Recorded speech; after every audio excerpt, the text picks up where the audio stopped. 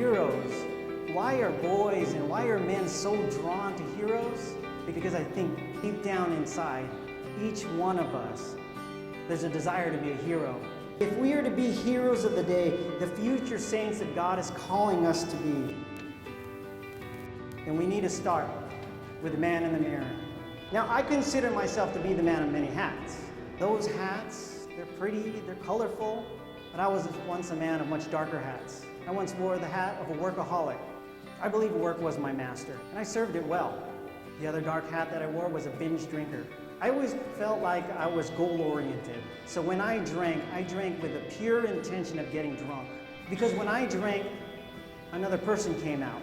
I thought I was the life of the party. I might have been, but not to my wife. I became another kid she had to take care of. Now the darkest and ugliest of hats that I wore was a man addicted to pornography. And it wasn't a surprise because I was wearing these dark and ugly hats that my marriage was falling apart. I knew I had a problem, and I knew it was my fault. And I realized that I hurt my wife. It wasn't enough to just tell her I was going to change. I had to change, and I wanted to change, but I didn't know how. I realized that I needed to surround myself with godly men, men who could show me how to walk the straight and narrow path. And I gained so much wisdom. One of the things I learned is the importance of praying on your knees. When I'm on my knees, I come to the realization that I need a Savior. It's on my knees that I come to realize how dirty I really am in the sight of God.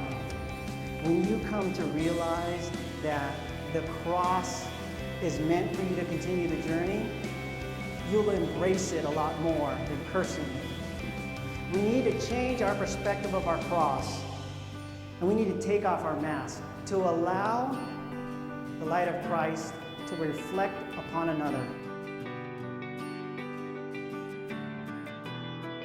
I think what stood out to me most was just the honest testimony from the life of someone who is trying desperately to live a life of Christ.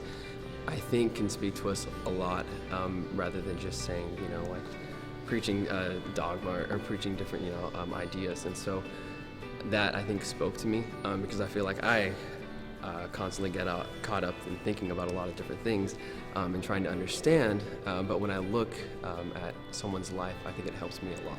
So I think it's just really inspirational to hear him talk and for him to be so candid and show what it means to be a man. It's good to know that we have, some people that go through the same things throughout their lives, and to see how God was able to pull them out of that darkness and bring light into their life. So that's always good and gives, us younger men, hope.